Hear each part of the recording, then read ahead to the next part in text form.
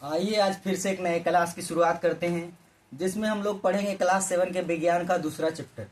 और इसका अच्छे से आज हम लोग अध्ययन करेंगे, क्वेश्चन आंसर बनाएंगे। तो देखिए, दूसरा चैप्टर क्या है? प्राणियों में पोषण। क्या है? प्राणियों में पोषण। विज्ञान का दूसरा चैप्टर है प्राणियों में पोषण। तो आइए इसका प्रश्न उत्तर को हल करते हैं। तो सबसे पहले दिया गया है कि उचित शब्द द्वारा रिक्त स्थानों की पूर्ति कीजिए। क में कहा गया है कि मानव पोषण के मुख्य चरण डैश डैश डैश एवं डैश है। यानी मानव जो पोषण करता है उसका मुख्य चरण क्या क्या है? तो क्या क्या लिख सकते हैं? इसको हम किस तरह से लिख सकते हैं? जैसे पाचन हो गया, अंतर्ग्रहण हो गया, अवशोषण हो गया, स्वांगीकरण हो गया और निष्कासन हो गया। तो सबसे पहले भोजन क्या करता है? सबसे पहले कोई भी जीव क्या करता है? भोजन को अंतर्ग्रहण करता है। अंतर्ग्रहण करता है।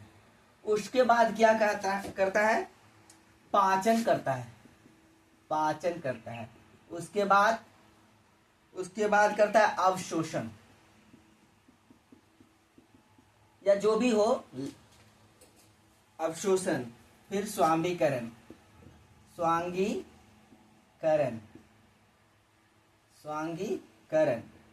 और फिर अंततः निष्कासन। यानी भोजन मनुष्य करता है, पाचन होता है, अवशोषण होता है, स्वांगीकरण होता है, अंत में भोजन का क्या हो जाता है? निष्कासन होता है। और निष्कासन किस रूप में होता है? मल के रूप में। यानी जो भोजन नहीं पचता है वह मल के रूप में शरीर से बाहर निकाला जाता है। तो पहला में क्या क्या भराएगा? अंतर्ग्रहण, पाचन, अवशोषण, स्वांगीकरण और निष्कासन। दूसरा क्या है? दूसरा कह रहा है मानव शरीर की सबसे बड़ी ग्रंथि का नाम बताइए। तो मानव शरीर की सबसे बड़ी ग्रंथि यकृत होती है। क्या होती है? यकृत, जिसको बोलते हैं लीवर। क्या बोलते हैं? लीवर। मानव शरीर की सबसे बड़ी ग्रंथि क्या है? लीवर। ग का कह रहा है, यानी तीसरा नंबर, कि अमाशय में भोजन हाइड्रोक्लोरिक अम्ल यानी HCl एवं डैश का स्राव होता है जो भोजन पर क्रिया करते हैं।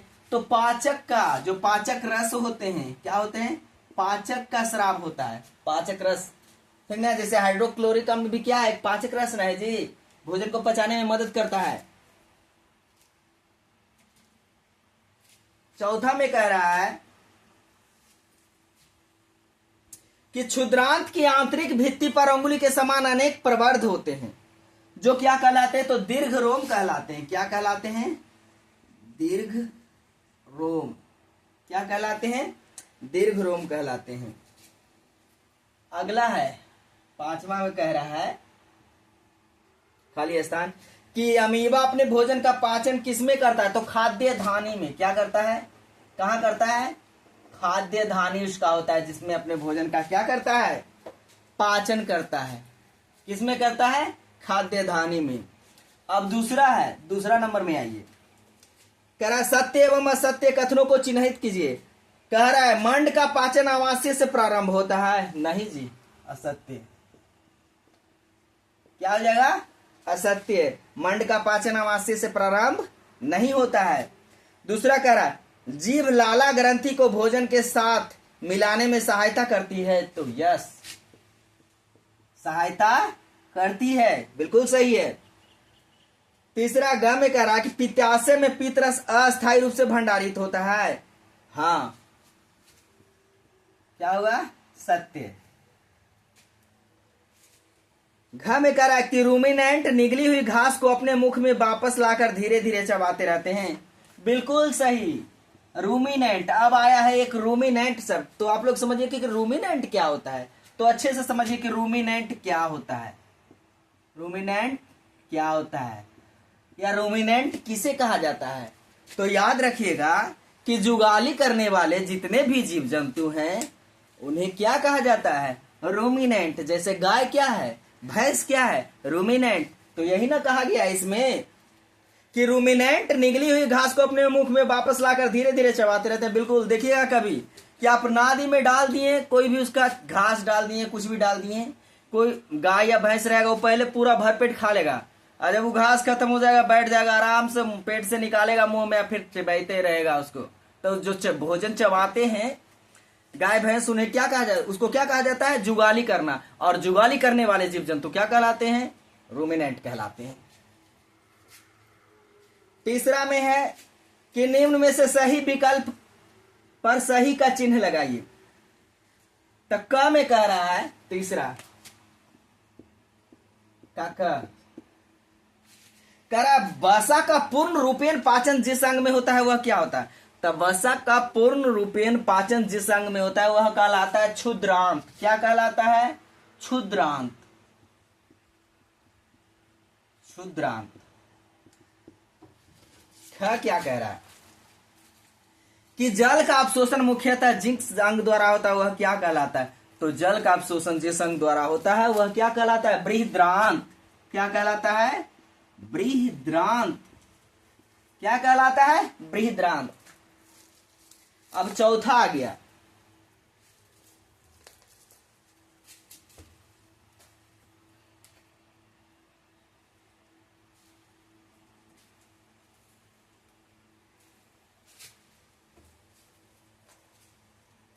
चौथा है। चौथा में कह रहा है कि कॉलम ए को कॉलम बी से मिलाइए। तो पहले दिया हुआ है कार्बोहाइड्रेट। क्या दिया हुआ है, कार्बोहाइड्रेट। फिर दिया हुआ है प्रोटीन। प्रोटीन। फिर दिया हुआ है वसा। क्या दिया हुआ है, वसा। तो कॉलम ए में दिया हुआ है खाद्य घटक और कॉलम बी दिया हुआ है पाचन के उत्पाद।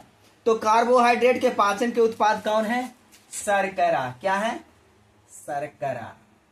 कह रहा है प्रोटीन के पाचन का उत्पाद क्या है, तो एमिनो अम्ल।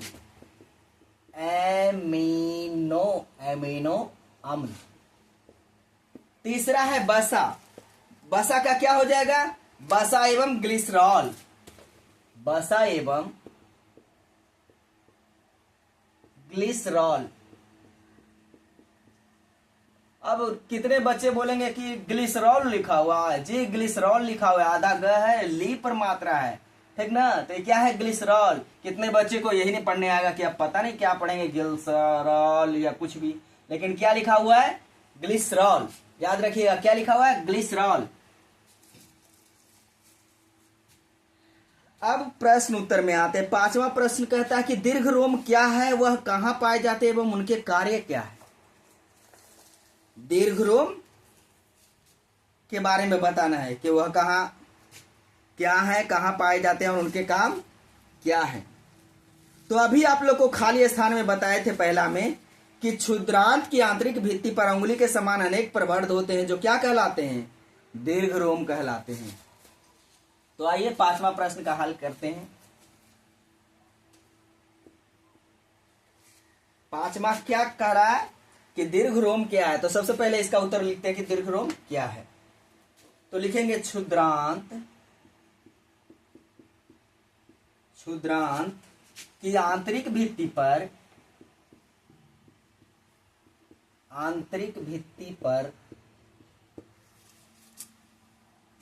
क्षुद्रांत की आंतरिक भित्ति पर अंगुली के समान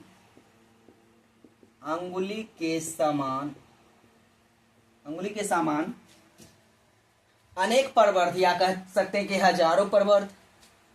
हजारों की जगह क्या लिखेंगे, अनेक प्रवर्ध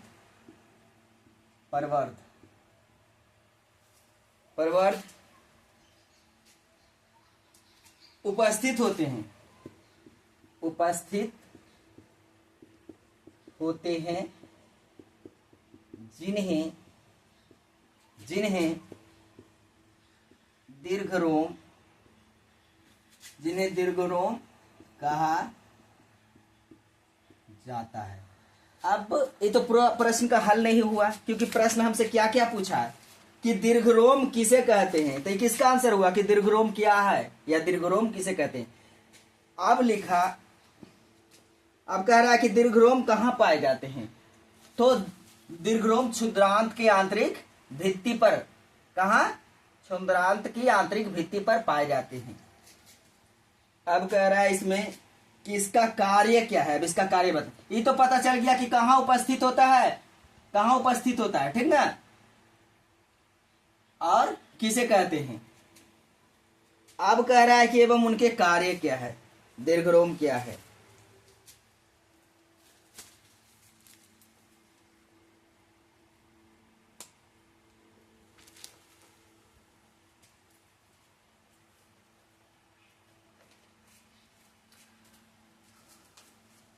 तो लिख सकते हैं इसका काम क्या है, दीर्घरोम क्या करता है ना,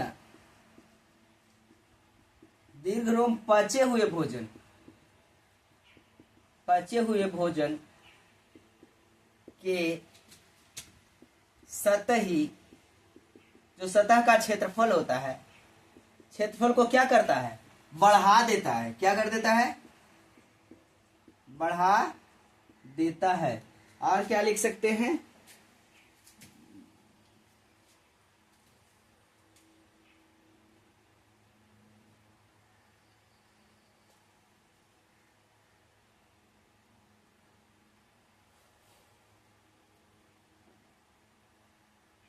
क्या लिख सकते हैं, ये देखिए आप समझने की कोशिश कीजिए कि दीर्घरोम होता है एक सूक्ष्म सूक्ष्म भित्ति की तरह जाल के रूप में फैला होता है, ठीक ना। दीर्घरोम सूक्ष्म मतलब छोटे छोटे छोटे छोटे कण के रूप में एकदम जाल की तरह क्या होता है, फैला होता है, जो पचे हुए भोजन को क्या करता है, अवशोषण करता है।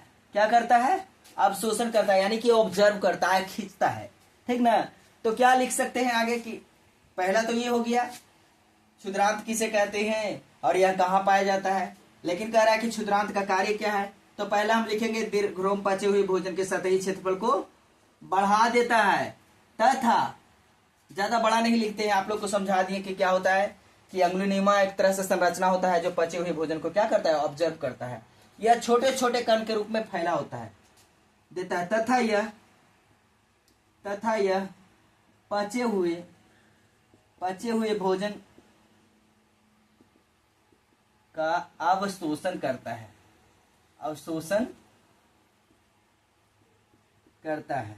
अब देखिए परीक्षा में आएगा तो आप लोग कहिएगा कितना शॉर्ट में लिखेंगे, तो डिपेंड आपके ऊपर करता है कि परीक्षा में आया जो प्रश्न है कितने नंबर का है। क्योंकि 5 नंबर का रहेगा तो 5 नंबर की तरह आपको लिखना पड़ेगा, 2 नंबर के रहेगा तो 2 नंबर की तरह आपको लिखना पड़ेगा। तो याद रखिएगा जो हम लिखवाए हैं कि क्षुद्रांत की आंतरिक भित्ति पर अंगुली के समान अनेक प्रवर्ध उपस्थित होते हैं, जिन्हें क्या कहा जाता है, दीर्घरोम कहा जाता है। दीर्घरोम क्या करते हैं, पचे हुए भोजन के सतही क्षेत्रफल को क्या करते हैं, बढ़ा देते हैं, तथा यह पचे हुए भोजन का क्या करते हैं, अवशोषण करते हैं, यानी ऑब्जर्व करते हैं। अब इसको डिटेल में पढ़ना है, बड़ा इसको बनाना है 5 नंबर की तरह, तो क्या लिखेंगे कि अंगुलिनुमा संरचना की तरह होते हैं, छोटे छोटे कण के रूप में इनका एक जाल होता है, जो क्या करते हैं, सतही क्षेत्रफल को बढ़ा देते हैं तथा पचे हुए भोजन का अवशोषण करते हैं। इस प्रकार आप लिख सकते हैं, इसको और लॉन्ग में बनाना चाहते हैं तब, नहीं तो फिलहाल क्वेश्चन के अनुसार आंसर ठीक है।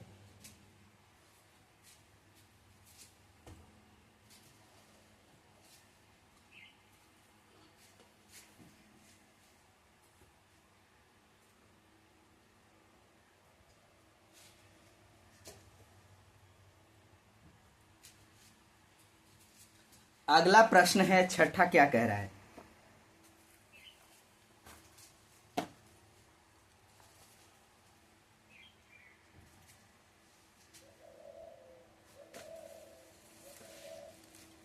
छठा कह रहा है कि पित्त कहाँ निर्मित होता है या भोजन के किस घटक के पाचन में सहायता।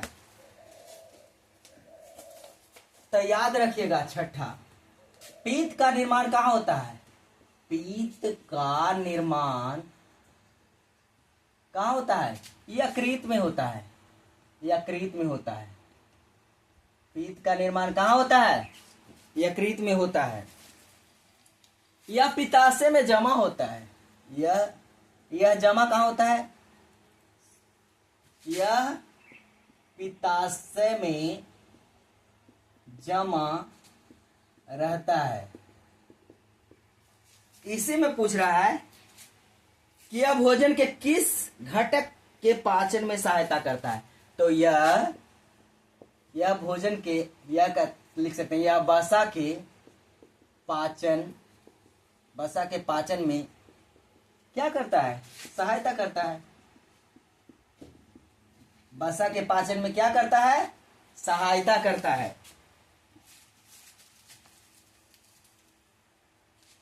सातवां कह रहा है उस कार्बोहाइड्रेट का नाम लिखिए जिनका पाचन रूमिनेंट द्वारा किया जाता है परंतु मानव द्वारा नहीं, इसका कारण बताइए।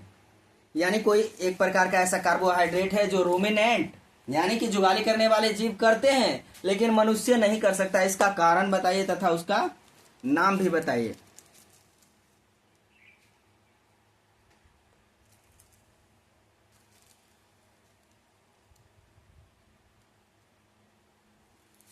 तो हम किस तरह से लिख सकते हैं, इसका तो मुख्य काम क्या है, मुख्य काम क्या कि क्या उपस्थित होता है। जैसे एक उदाहरण ले लेते हैं, घास लेते हैं, देखते हैं घास को आसानी से क्या करते हैं, गाय भैंस उसको चबा जाते हैं, खा जाते हैं, पचा लेते हैं। लेकिन आप घास खाइएगा तो ढंग से पचेगा नहीं, आपके पेट में समस्या उत्पन्न हो जाएगी, कई तरह का विकार उत्पन्न हो जाएगा। तो इसका कारण क्या है कि घास में सेलुलोज पाए जाते हैं। कौन सा कार्बोहाइड्रेट पाया जाता है, सेलुलोज पाया जाता है। तो इसका आंसर किस प्रकार लिखेंगे, ऐसे लिखेंगे। क्या प्रश्न कह रहा है कि उस कार्बोहाइड्रेट का नाम लिखिए जिसका पाचन रूमिनेंट द्वारा किया जाता है परंतु मानव नहीं। तो लिखेंगे कि उस रूमिनेंट का नाम, रूमिनेंट का नाम पूछ रहा है तो नाम लिखेंगे। उस रूमिनेंट का नाम सेलुलोज है। क्या है, सेलुलोज है। जिसे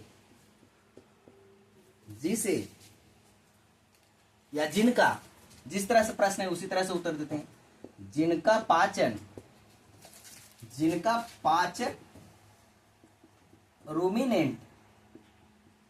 रूमिनेंट जीव करते हैं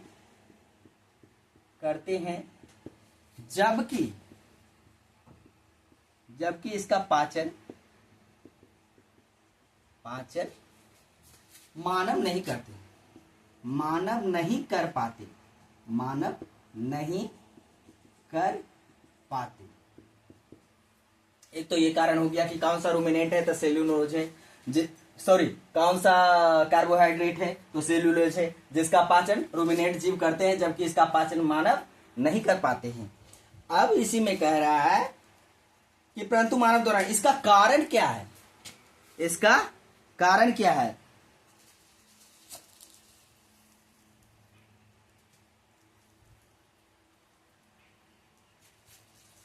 तो देखिए रूमिनेंट जो होता है ना, ऐसे लिखेंगे, अपने से किताबी भाषा नहीं लिखिए, अपने से लिखने की कोशिश कीजिए, बात को समझिए अच्छे से। रूमिनेंट जो होता है जो जुगाली करने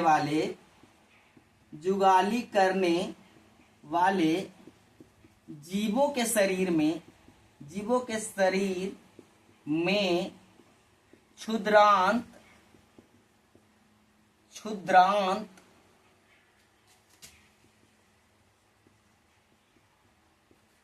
एवं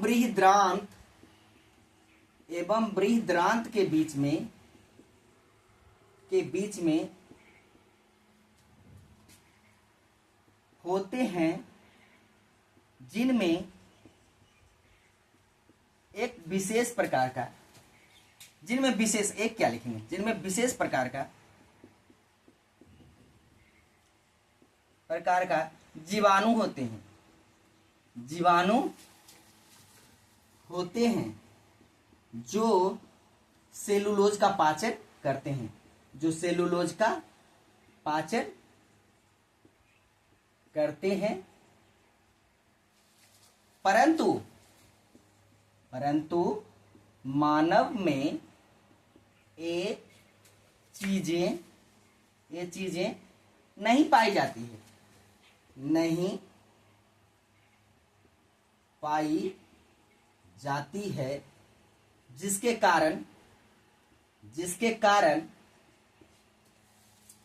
कारण मानव सेलुलोज को नहीं पचा पाता है, नहीं पचा पाता है, सेलुलोज को नहीं पचा पाता है।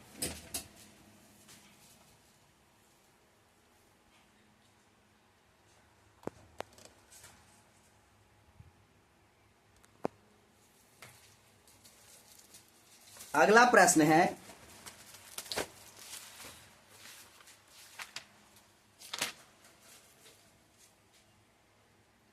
कि क्या कारण है कि हमें ग्लूकोज से ऊर्जा तुरंत प्राप्त होती है। देखते हैं, कोई एथलीट होता है, दौड़ने वाला व्यक्ति है, वो दौड़ने से पहले क्या करता है, ग्लूकोज लेता है, सोचता है कि ग्लूकोज में जैसे ही पीऊंगा तुरंत एनर्जी आएगा और बस घोड़े की तरह दौड़ जाऊंगा।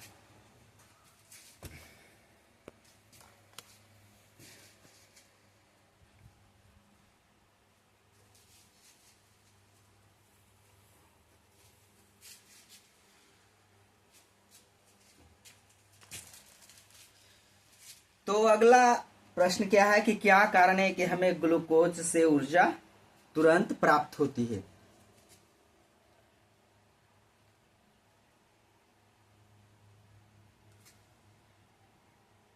तो हम इसको किस प्रकार से लिख सकते हैं, क्या कारण है कि हमें ग्लूकोज से ऊर्जा तुरंत प्राप्त होती है।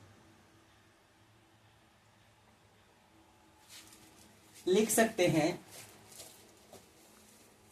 कैमा क्वेश्चन है 8वां। ऐसे लिखेंगे कि ग्लूकोज कार्बोहाइड्रेट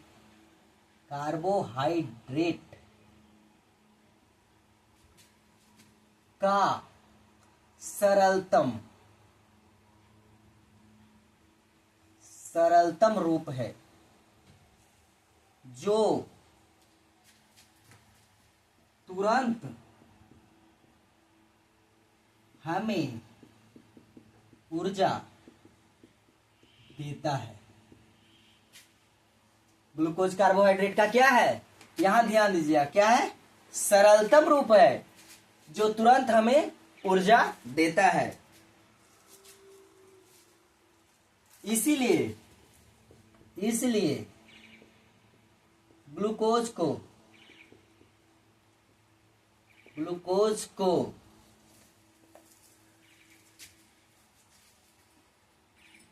क्या कहते हैं, इंस्टेंट एनर्जी नहीं। देखते हैं कई जो पीने वाले सामान होते हैं, जैसे कि कोका कोला वगैरह में क्या लिखा रहता है, इंस्टेंट। कुछ पीने वाले ऐसे जिनसे तुरंत ऊर्जा मिलता है, क्या लिखा रहता है, इंस्टेंट एनर्जी, यानी तुरंत ऊर्जा देने वाला, जिससे तुरंत ऊर्जा मिलता हो। इसीलिए इसे ग्लूकोज को क्या कहा जाता है, इंस्टेंट एनर्जी, यानी तुरंत ऊर्जा। कहने का मतलब क्या कहा जाता है, इंस्टेंट एनर्जी। कहने का मतलब कि इसे तुरंत ऊर्जा देने वाला कहा जाता है, कि जो हमें तुरंत ऊर्जा देता है तो वो क्या है, ग्लूकोज है। अगला क्या है, या तो इसको कह सकते हैं इंस्टेंट एनर्जी, इसको हिंदी में कह सकते हैं त्वरित ऊर्जा, यानी तुरंत ऊर्जा, त्वरित ऊर्जा देने वाला। इसलिए ग्लूकोज को क्या कहते हैं, इंस्टेंट एनर्जी, यानी कि त्वरित ऊर्जा देने वाला कहा जाता है। तो ग्लूकोज क्या है, कार्बोहाइड्रेट का सरलतम रूप है जो तुरंत हमें ऊर्जा देता है। इसलिए ग्लूकोज को क्या कहा जाता है, इंस्टेंट एनर्जी, यानी कि त्वरित ऊर्जा देने वाला कहा जाता है। अगला प्रश्न है कि आहार नाल के कौन से भाग द्वारा निम्न क्रियाएं संपादित होती है। आहार नाल, तो 9वां देखिए, 9वां का पहला कह रहा है कि पचे भोजन का अवशोषण किसके द्वारा होता है? तब पचे हुए भोजन का अवशोषण क्षुद्रांत के द्वारा होता है। किसके द्वारा होता है?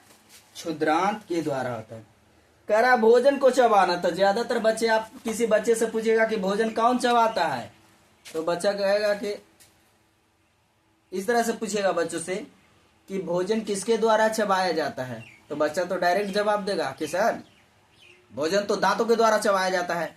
तो आपको भी लग रहा होगा कि यहाँ क्या भराएगा, भोजन को चबाना दांत का काम है, लेकिन इसे हम मुख गुहिका बोल सकते हैं। जो मुख गुहिका दांत का जो सेट होता है, इस तरह से, इसी तरह से ना होता है दांत का सेट। आप लोग पढ़े ना कि दांत 4 प्रकार के होते हैं, कृंतक, रदनक, चवर्णक और अर्घ चवर्णक।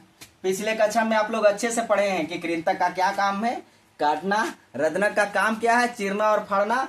और चवर्णक और अर्घ चवर्णक का क्या काम है, चबाना और उसको पीसना। तो कह रहा है कि भोजन को चबाना, तो मुख गुहिका क्या हो जाएगा, मुख गुहिका।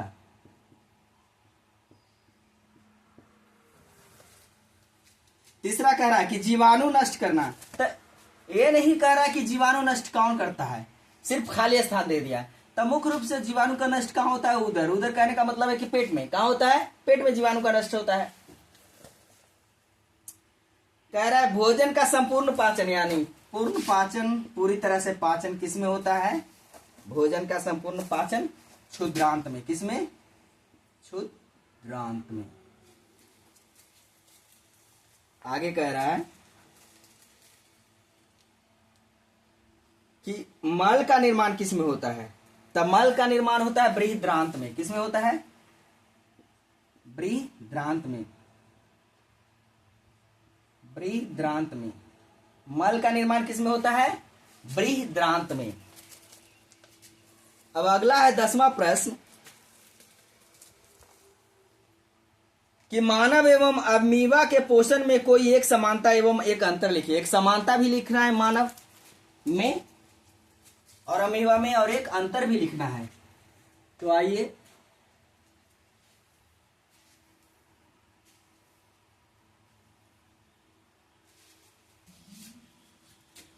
क्या कह रहा है,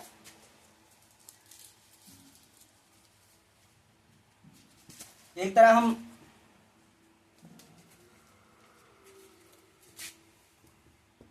मानव ले लेते हैं और एक तरफ से अमीबा। आप लोग अमीबा के बारे में पढ़े होंगे कि अमीबा का कोई निश्चित आकार नहीं होता है, ठीक ना। उसका कोई निश्चित इस रूप में रहता है, ऐसे ऐसे भी रह सकता है। इसका कोई निश्चित आकार नहीं होता है अमीबा का।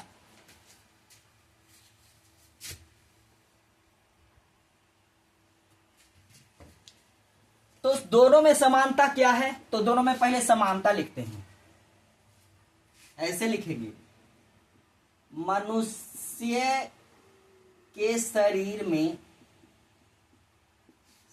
में भोजन के पाचन के लिए पाचक रसों की आवश्यकता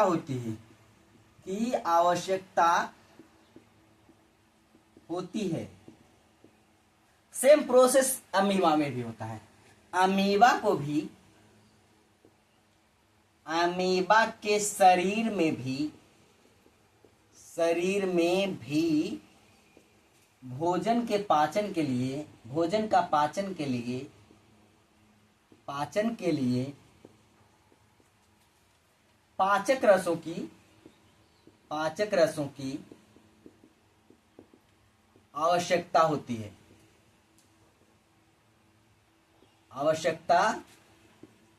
है। अभी देखिए, दोनों में समानता एक बार लिखने के लिए कहा है। कह रहा है कि दोनों में, मानव और अमीबा में समानता लिखना है, तो ये हो गया समानता। दोनों में भोजन पाचन के लिए किसकी जरूरत होती है, तो पाचक रस। किसकी जी, पाचक रस। इसमें भी जरूरी है और इसमें भी। अब कह रहा है कि दोनों में अंतर एगो बताइए, तो ठीक है अंतर लिखते हैं। मनुष्य को भोजन को पचाने के लिए, यानी मनुष्य भोजन को भोजन को चबाता है, मनुष्य भोजन को चबाता है, जबकि अमीबा अपने भोजन को नहीं चबाता है। तो अब देखिए, जैसा प्रश्न हमसे कहा वैसा उत्तर, कि एक समानता लिखिए, तो समानता लिख दिए कि दोनों के शरीर में पाचन की आवश्यकता होती है, पाचक रसों की आवश्यकता होती है। और दोनों में अंतर कहाँ है? तो अंतर क्या है कि मनुष्य तो भोजन चबाता है, हम लोग भोजन चबाते हैं, लेकिन अमीबा भोजन नहीं चबाता है। तो ये क्या हो गया? अंतर हो गया। और ये क्या हो गया? समानता हो गया। तो हमसे यही ना पूछा था कि एगो समानता लिखिए और एक अंतर लिखिए, तो दोनों लिख दिए, समानता भी और अंतर भी। अब चलते हैं अगले प्रश्न की ओर। अब 11वां में कह रहा है कि कॉलम ए में दिए गए शब्दों का मिलान कॉलम बी के उचित कथनों से कीजिए।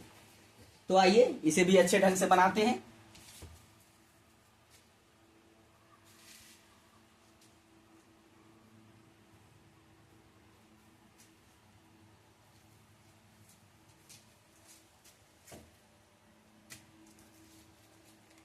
क में दिया हुआ है लाला ग्रंथि, 11वां लाला ग्रंथि। ख में दिया हुआ है अमाशय। ग में दिया हुआ है यकृत। घ में दिया हुआ है मलाशय। च में दिया हुआ है क्षुद्रांत।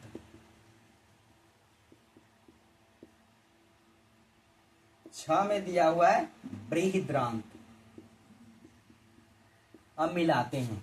अब इधर कॉलम बी में क्या दिया हुआ है? लाला ग्रंथि क्या पित्त के रस का श्रवण करता है? नहीं। बिना पचे हुए भोजन का भंडारण करता है? नहीं। लाला रस स्रावित करता है? यस। लाला ग्रंथि का काम क्या है? लाला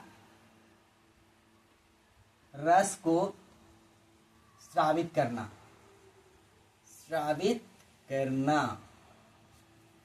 दूसरा कि अमाशय का क्या काम है? तो अमाशय होता है जो अम्ल का निर्मोचन करता है। क्या करता है? अम्ल का निर्मोचन करता है। तीसरा है कि यकृत क्या करता है? तो पीत रस का श्रवण करता है। अब मलाशय का क्या काम है?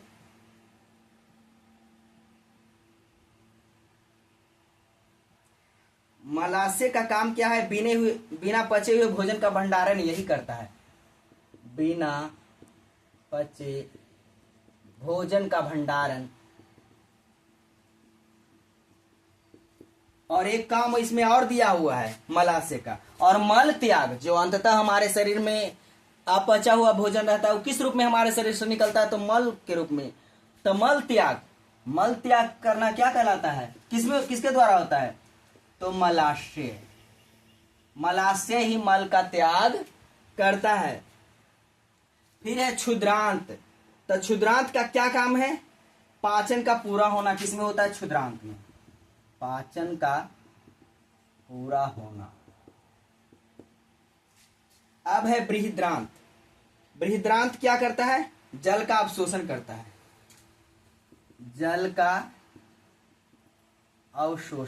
है।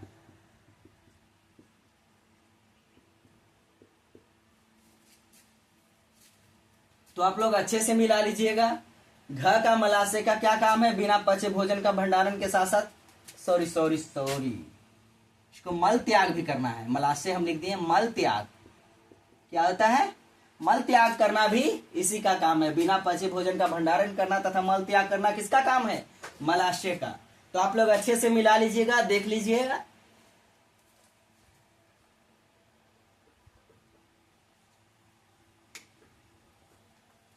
अब 12वां में कह रहा है कि चित्र 2.11 में दिए हुए पाचन तंत्र के आरेख को नामांकित कीजिए। यानी पाचन तंत्र दिया हुआ है, उसका क्या करना है? नामांकित करना है, यानी उसके अंगों का नाम लिखना है। तो आइए इसे चित्र बनाएंगे बहुत समय लगेगा, वीडियो ज्यादा लंबा हो जाएगा, इसीलिए मैं चित्र के द्वारा ही समझा देता हूं। इसमें मैं पहले से लिख के रखा हूं, देखिएगा। ये जो भाग होता है इसको यकृत बोलते हैं। सेम के बीच का आकार का क्या है? यकृत है। और यहाँ जो यह होता है पित्ताशय होता है। क्या होता है? पित्ताशय। ये उदर होता है, जिसको पेट भी बोलते हैं, उदर। यहाँ पे क्या होता है? अग्नाशय। क्या होता है? ये अग्नाशय। इसको बोला जाता है क्षुद्रांत और इसे बोला जाता है बृहदांत्र, और यही है मलाशय, जिसे मल त्याग किया जाता है। तो आप लोग अच्छे से समझ लीजिए, देख लीजिए, मिला लीजिएगा आप लोग कि कौन सा पित्ताशय है, उदर कौन सा है, यकृत कौन सा है, अग्नाशय कौन सा है, क्षुद्रांत कौन सा है, बृहदांत कौन सा है और मलाशय कौन सा है। अब 13वां में कह रहा है हमसे,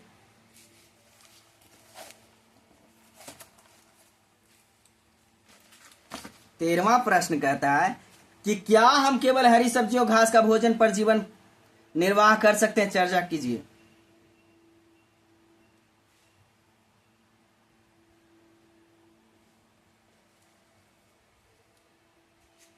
तो इसको हम लोग देखिए, ये जो प्रश्न है कोई किताबी भाषा लिखने की जरूरत नहीं है, आप लोग स्वयं समझते हैं, अपने भाषा में लिखते हैं। इसलिए मैं किताबी भाषा नहीं लिखता हूं, कोशिश करता हूं कि जितना हो सके अपने दिमाग से लिखिए, अपने भाषा में लिखिए, ताकि जल्दी हम लोग उसको भूले नहीं। किताबी भाषा लिखिएगा आपको रट्टा मारना पड़ेगा, और रट्टा जितना मारिएगा उतना भुलाइएगा। रट्टा मारने से पढ़ाई नहीं होता है, इस बात को ध्यान में रखिएगा। रट्टा कभी नहीं मारिएगा।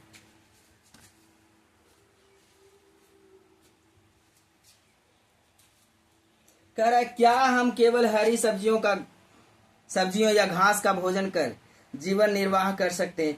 सबसे पहले तो हम लोग मनुष्य हैं, घास का सेवन करेंगे तो ज्यादा दिन, क्योंकि वो घास हमारे शरीर में पचेगा ही नहीं, तो ज्यादा दिन तक जीवित कैसे रहेंगे? तो ये तो पूर्णतः गलत है जब घास लगा दिया। अब बात आ गया कि सब्जियों में, तो सब्जियों का भोजन कर जीवन निर्वाह, तो देखिए हमारे शरीर को सभी चीज की जरूरत होती है। विटामिन की जरूरत होती है, प्रोटीन की जरूरत होती है, वसा की जरूरत है, सभी मतलब पोषक तत्वों की जरूरत होती है। क्योंकि इसीलिए कहा जाता है कि हमें मनुष्यों को किस प्रकार का भोजन करना चाहिए? तो संतुलित भोजन करना चाहिए। कैसा भोजन? संतुलित भोजन। अब कहिएगा आप लोग कि संतुलित भोजन बीच में कहां से आ गया? ये संतुलित भोजन है क्या? तो याद रखिए कि वैसा भोजन जिसमें सभी पोषक तत्व, वैसा भोजन जिसमें सभी पोषक तत्व उचित मात्रा में हो, उसे क्या कहा जाता है? संतुलित भोजन कहा जाता है। उसे क्या कहा जाता है? संतुलित भोजन कहा जाता है। और पहले के समय में दूध को संतुलित भोजन माना जाता था। पहले के समय में दूध को संतुलित भोजन माना जाता था कि दूध अगर जो हम खा रहे हैं तो हम संतुलित भोजन कर रहे हैं, क्योंकि इसमें विटामिन भी पाया जाता है, प्रोटीन भी पाया जाता है, वसा की मात्रा भी पाया जाता है। तो इसीलिए दूध को संतुलित भोजन समझा जाता था। लेकिन कई रिसर्च के बाद वैज्ञानिक अब कहते हैं कि दूध को हम संतुलित भोजन नहीं कह सकते हैं। यानी आज जो हम लोग ज्यादातर क्या हो रहा है, गाय या भैंस जो जानवर है किस पर आश्रित है? घास के ऊपर, या कई तरह के चारा होता है, तो उसमें हम लोग क्या करते हैं कि खाद डालते हैं, और खाद का असर तो जीवों के ऊपर पड़ रहा है, तो जीव पर पड़ रहा है, तो उसके दूध के ऊपर भी पड़ रहा है।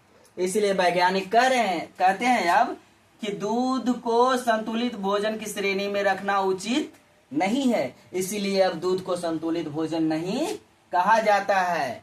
ठीक ना? तो क्या कह रहा है? नहीं, ऐसे लिखेंगे हम लोग आंसर इसका। अब जो प्रश्न है उस पे आते हैं।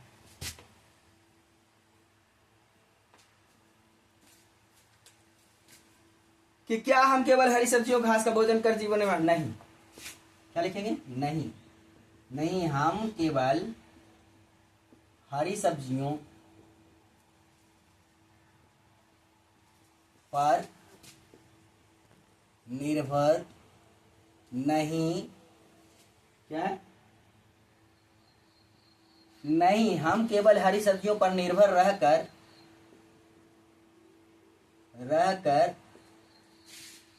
अपना जीवन निर्वाह नहीं कर सकते हैं। क्योंकि।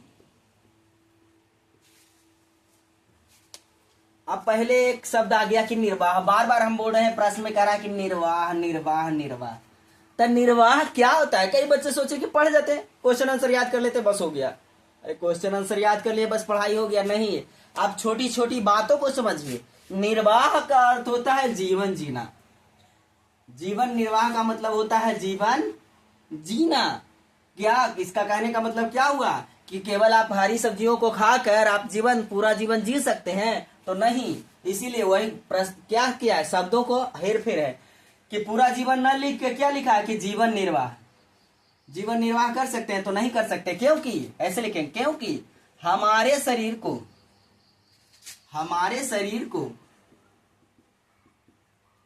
कई प्रकार के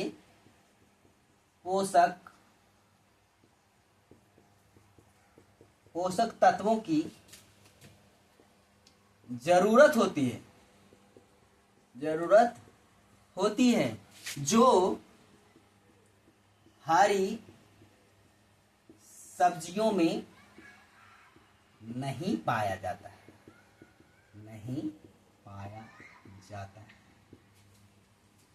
कई प्रकार के पोषक तत्व यानी कि कुछ पाए जाते हैं। इसका कहने का मतलब बिल्कुल नहीं पाया जाता, ऐसा नहीं लिखे हैं कि शरीर को कई प्रकार के पोषक तत्व होते हैं जो हरी सब्जियों में नहीं पाए जाते, यानी कि कुछ पाए भी जाते हैं और कुछ नहीं पाए जाते। तो याद रखिए, ऐसा आप लोग कहिएगा कि हरी सब्जियों में प्रोटीन नहीं पाया जाता है, विटामिन नहीं पाया जाता है, तो ऐसा नहीं। कहने का मतलब हुआ कि कई प्रकार के पोषक तत्व होते हैं जिनमें, ऐसे अगर जो आपको लग रहा है तो इसको आंसर यहां से बदल दिया जाए, जिनमें से या जिनमें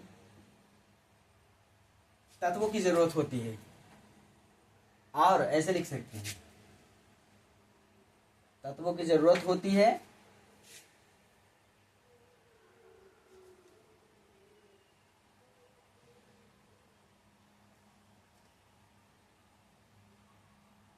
क्या लिखे? नहीं, हम केवल हरी सब्जियों पर निर्भर रहकर अपना जीवन निर्वाह नहीं कर सकते हैं, क्योंकि हमारे शरीर को कई प्रकार के पोषक तत्वों की जरूरत होती है। और हर प्रकार का, ऐसे लिख सकते हैं, और हर प्रकार का पोषक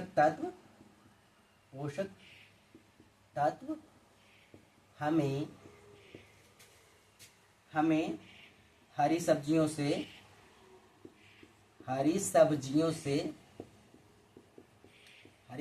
से नहीं